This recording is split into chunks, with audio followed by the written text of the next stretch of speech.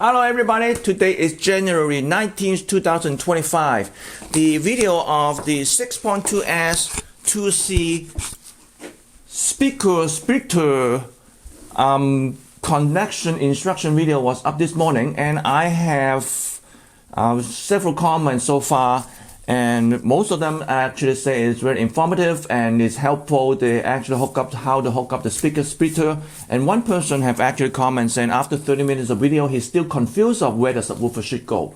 And he also saying that for a long instruction video, the 30 minutes, after the 30 minutes, he should be able to understand exactly where it goes and how it goes.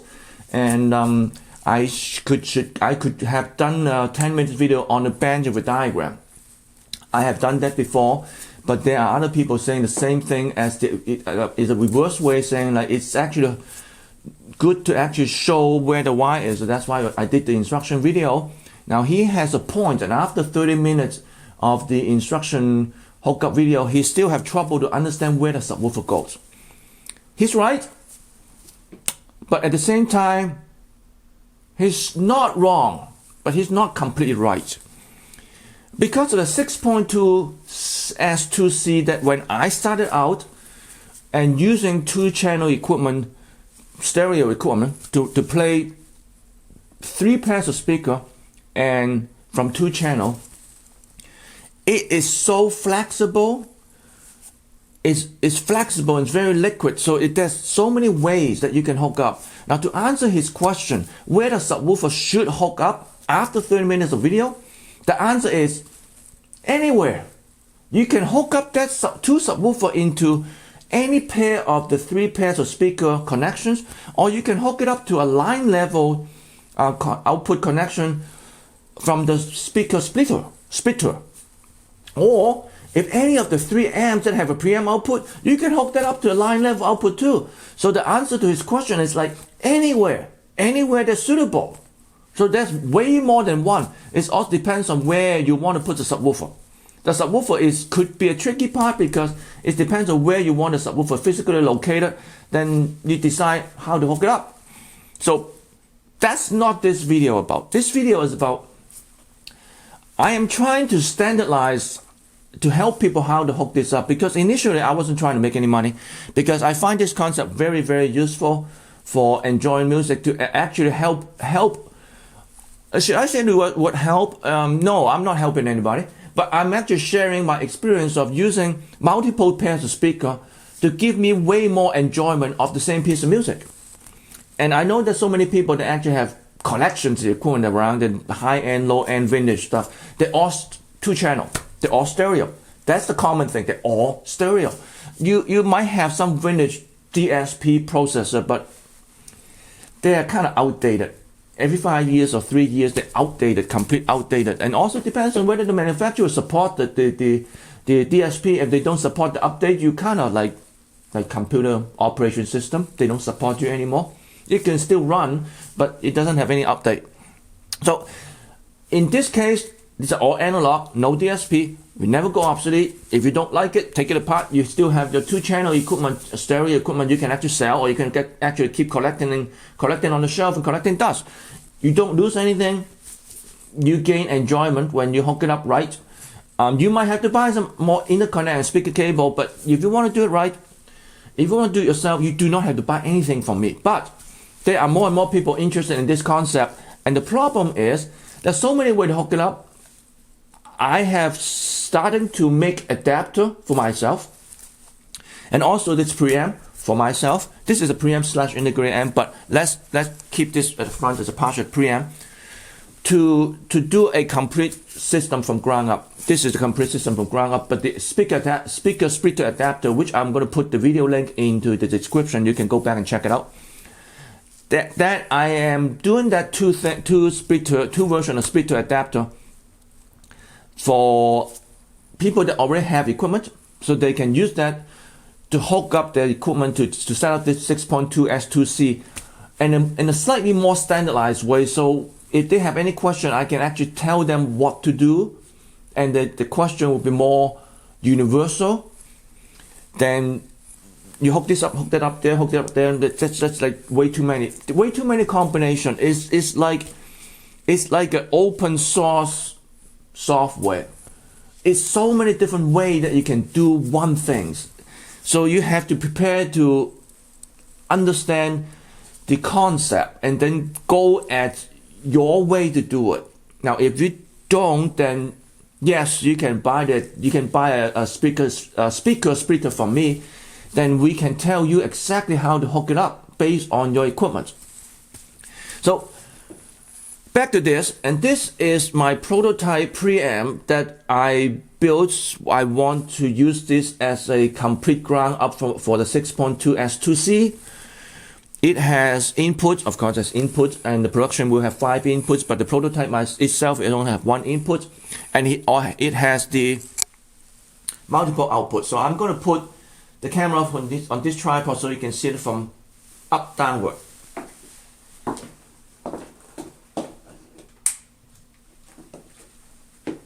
Just bear with me. It's going up. It's looking down. There you are. You can still hear me, but you won't see me. Okay. Like this. This section forward is the preamp prototype. That section backward is the integrated amp. So I did that for myself, so it's not necessarily into production, but this part is going to be in production. Now, before I go any further, I'm going to tell you that I have a slight personal problem on this one, because for the longest time, I have trouble to name these things. So after my long and winding explanation, that if you have any suggestion for me to name these things, please put it on the comment section. You won't get a award. I might even send you a Costco hot dog, but that's about it.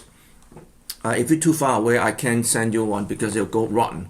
But anyway, so if you have any suggestion, give me a suggestion on the comment section, so I might consider using it. Anyway, so go back to this. This is a 1 input. No point to need more than 1 input for prototype, but in the production, it will have at least 5 input, single-ended and balanced. And it has multiple knobs.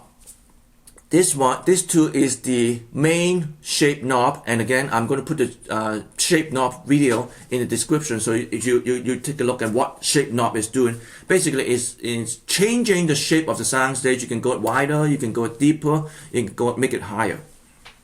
And after this shape knob, it goes into the master 1 control, which control all 6 speakers and the subwoofer volume. And then you get the rear stage front, which are the 2 most forward speakers, and then the front stage front, which usually is the one in front of you and in the middle of the room, or 2/3 forward of the room. And this is the audience channels, which are the 2 speakers behind you. That audience channels are the one that actually give you the space, not this forward one. The forward one actually increase the shape of the sound stage, depth, height. And yesterday, I have somebody that posts a video on my Facebook profile, and I asked him to post the same video on the fan club, and he did.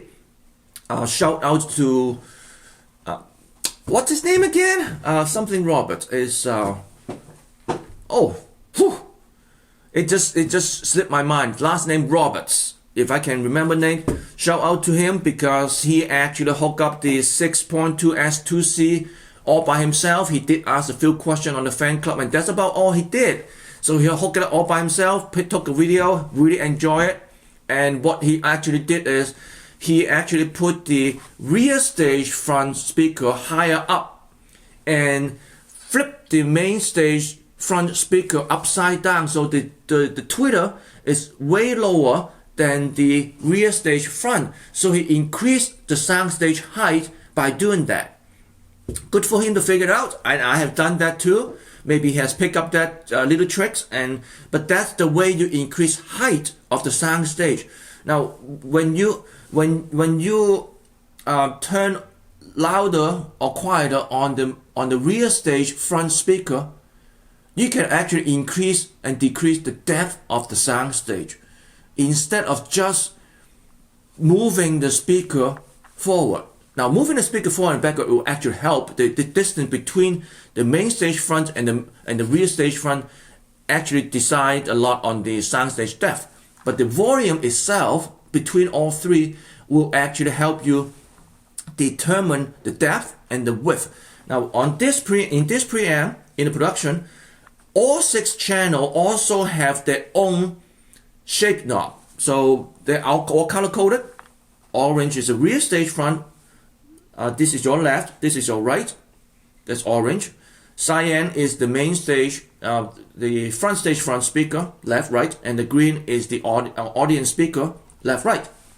So again, audience speakers are the two that usually out of phase. In occasion, some rare occasion that you might have the rear stage front, but most of the time is the audience speaker, the 2 speakers behind you that are out of phase. Not out of phase from each other left and right, but out of phase compared to the front stage front, which are your main speaker. You use the front stage front speaker as your reference. Anything that out of phase is out of phase compared to that 2 speaker. So that's how you get the space in behind you. So but the stage is still in front of you. You still have the 2-channel richness, as Robert said, and but you get the in the action feels a lot more than just using 2 speakers, no matter how good it is. Especially, most of us do not have the room size and the space to put big speaker into the room to actually get that. Now this 6.2S2C, even without the 0.2S, which are the subwoofer, it will give you that in action. The music are right in front of you and you are actually in the music. You're not, this new music doesn't surround you. The music wrap around between 9 o'clock to 3 o'clock, and occasionally there are things that actually behind and above you, but it is not surround sound. Okay, these are all analog 2-channel stereo. It's not surround sound, so it do not have that force you into a surround sound feel. This is actually natural 2-channel. So anyway, so this is the preamp that I am making to allow the user to do this setup from ground up. Because if you get this preamp, you get all the input that you need, you get all the output that you need. You just hook up different power amp and hook up the speaker. There is not much of confusion, not much of the or this and that. So that's what it is. But if you use a speaker splitter, there are many different ways to do it. But for this preamp, you have one way to do it. That's like that you can cheat a little bit by the subwoofer can be hooked up to anything, different things, because there are subwoofers that actually have speaker level input that you can actually hook up to any of the power amp in the system. But other than that, this is a very straightforward input output preamp, but have multiple knobs. Now I'm going to use this to go on a slightly different topic. So I am going to move the camera up so you can see my face and my facial expression on this topic. Or you can just cut it off and you don't have to watch me talk about this one. But this is a slightly off topic, but not really off topic. It is related to what we are talking about right now. Okay, I think you can probably see me now. Let's see. I'm back here. Yeah, you can see me. I can see you, so you can see me. In about a year and a half ago, Soundstage has reviewed one of my C312 preamp, which also have seasoning knob. Not a shape knob, but seasoning knob that actually adjust. They give you a bit of tube sound and give you a little soft stage sound and the warmth sound. There are 3 knobs in there. And then they did a measurement. They did a very simple measurement, but those simple, I call simple measurements basically what they do for anything else. Frequency response, harmonic distortion, total harmonic distortion plus noise, and how much noise they have, gain, phase shift, simple things like that. It doesn't really tell you what it sounds like, but I believe that most people can only understand so few numbers and try to determine whether they should buy the piece of equipment or not. I am not into that game, but I don't have any problem with them to measure. The only problem that I have in general, the measurement is not enough to determine the sound of a piece of equipment.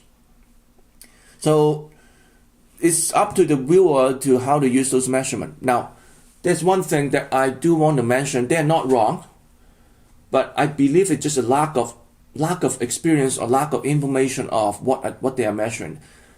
The measurement fellow has mentioned the C312 has a whopping 59 dB of gain.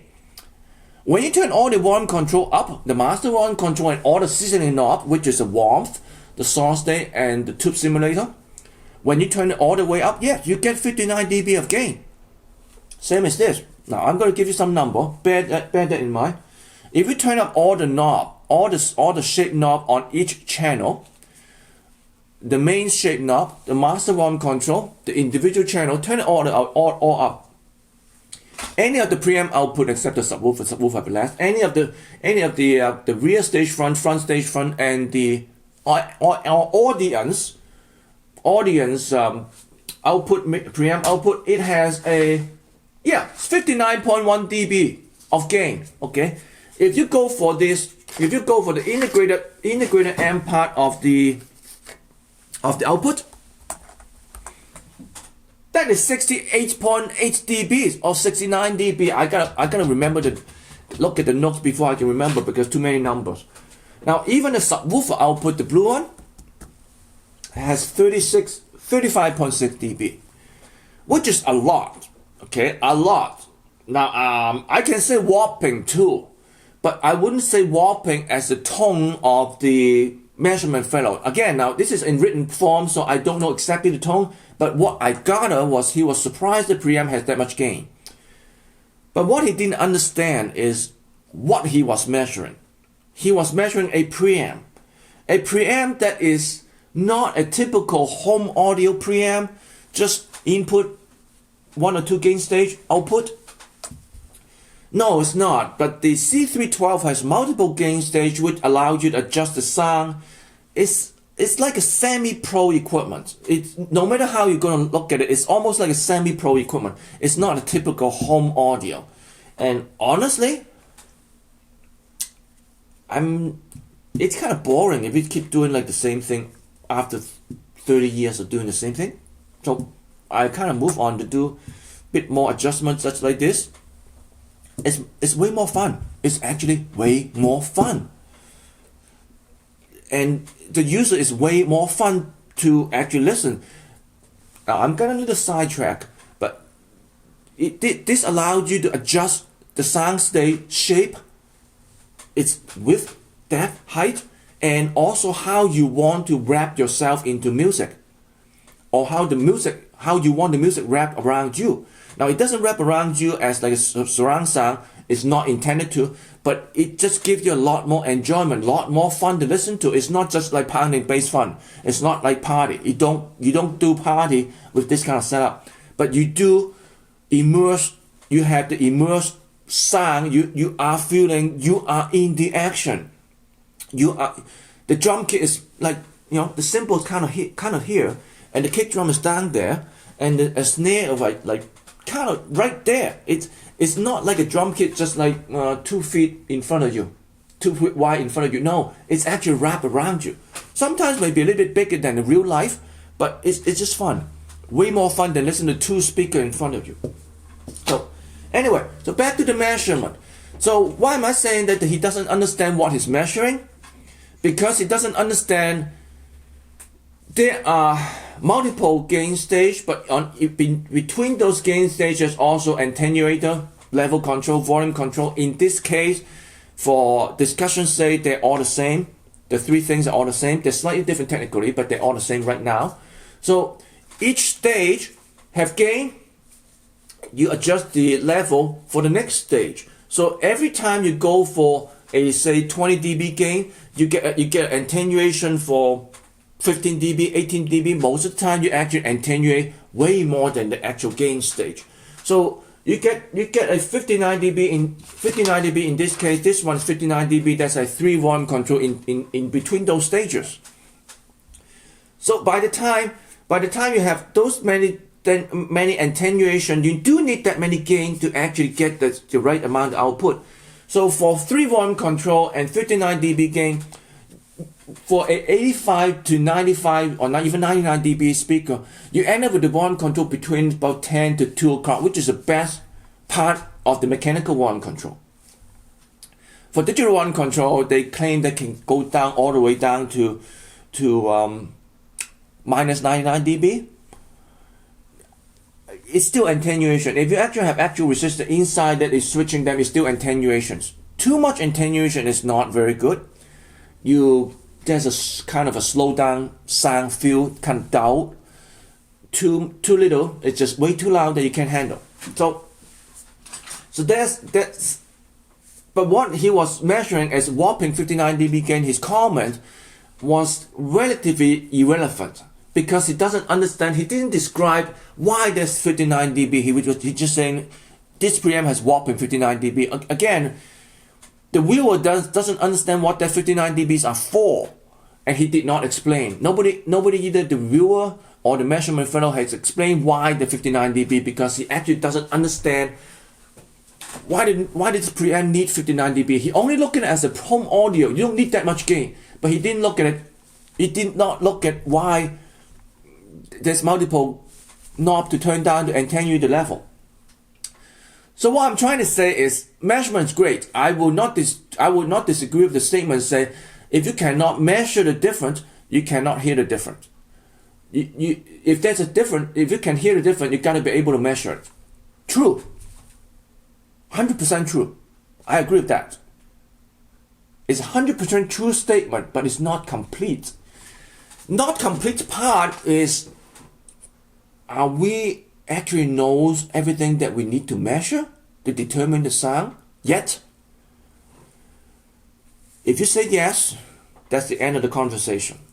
If you say no, we can keep going. And I don't know in my lifetime that we will know enough to measure to understand how sound related to measurement. Now I actually do a lot more measurement than SoundStage does to measure my preamp when I do prototype. In production, I do a few measurement, go and not go. But when I do a prototype like this, I measure the living daylight out of it. There are so many different parameters. It's like absorption rate of the capacitor, rate of change of everything, which calls slew rate, but it's not exactly slew rate. Slew rate is just too simplified of describing something as an amplifier because there are propagation delay between each one, but that propagation delay is most of the time is not enough to actually worry. It's like 25 nanosecond per op amp. Technically you can't hear it, but there was a very smart fellow. He's still alive. He should be still alive. That actually did a analog processing. I'm not going to put that name out. I'm not going to put his name out. I'm not going to put the circuit name out. But you can look it up, or I can send you PM if you ask me. He used multiple op amp in series and in parallel with a strict path. So he took advantage of a propagation delay of 25 nanosecond per average, 25 nanosecond per op amp. Now, any of you go out there can correct me. I believe it's 25 nanosecond in average op amp, but it can be more or can be less. Or maybe even picosecond, wasn't it? Maybe picosecond. But that's 1,000 times different. So don't quote me on this. I don't even remember exactly either picosecond or nanosecond, but it's down that range. It's so short that you cannot hear it, but he actually put 11 or 12 op amp in series to gain that slight delay and in parallel with the strict path. So there's a slight shift of slight delay of the signal between two paths to actually give you a little bit of spacious sound. It works. Everybody say it works. So how are you going to measure that? Is that a distortion? Is that propagation delay? Now, another thing is, I'm going to throw this on, and I'm going to keep throwing it on. Many people say tube is holographic. Tube is also microphonic. So when you have a tube that microphonic, you have sound going to the speaker come back, and the tube is absorbing the sound, the acoustic sound of the speaker. It's like a microphone. So there's a loop in there. It's almost like a 12 op amp delay. that sounds holographic. I might have just gave you the name of the circuits. So, is it really holographic, or just like a loop that actually microphonic loop? So for you to decide, how are we going to measure that? Can we measure that? So if anybody tell me how to measure that, I would like to know. But in the circuit of 12 op amp have a 25 picosecond delay of nanosecond delay, picosecond delay, that is measurable. If you have the equipment, that's measurable. So anyway, so this preamp, I'm going back to this. I'm going to stand out. Or maybe I can do this. You can see my face. So these are basically a input and multiple channel output, and I'm color coded myself so I know which output is the orange one. Orange ones are the rear stage front. Cyan is the front stage front. Greens are the ambience channel, and the dark blue are the subwoofer channel. And those volume control, all 4 volume controls are remote control. Let me hook this up, and I'll show you. When I do the production, they will be all remote control. Remote controllable. They all turn because there are people saying like he wants remote control so they can turn master volume control and 3 other pairs of speakers in remotely so they can adjust it. So that's this one, and that's this one, and there is this one, and this one, and that's a master volume control. They all turn. So when the production preamp, again, I do not have a name for the production preamp. I don't even have a name for the prototype, not to mention production. Feel free to give me a suggestion, because this is not a typical 2-channel preamp. It is 2-channel input, but it's not 2-channel output. So it's not a typical preamp. Now this preamp also, you can also use this preamp for a tri-amp speaker. Seriously, tri-amp speaker, because there are 3 levels of adjustment. You go through you can go through the crossover and go tri-amp. So anyway, so I think I'm going to stop this video now. I have sidetracked enough of this and might confuse a lot of people, but I am going to put the shape knob link and the 6.2S 2C link in the description, so you can go back to refer to what I'm saying. Because if you're new to this channel, looking at this one, you might get confused, like, what is that? It's just like a piece of colorful things, and again, it looks messy, but if you actually look at individual wire, it means things. It means something. Some of them are grounded, some of them are twisted with a ground wire, and some of the ground wire is only connected to the one end, and some of the ground wire connected to both ends. They all have a purpose. If there's no connection, they also have a purpose. So they all mean something. It's not just randomly hook up. And the ground path is, again, the ground path. I've done another video saying the ground path. The shortest ground path is not always the quietest ground path. Even though in theory that's the lowest impedance, but the lowest impedance are not always the best. So with that note, I am going to shut this off now. So I really don't want to confuse more people than I have to.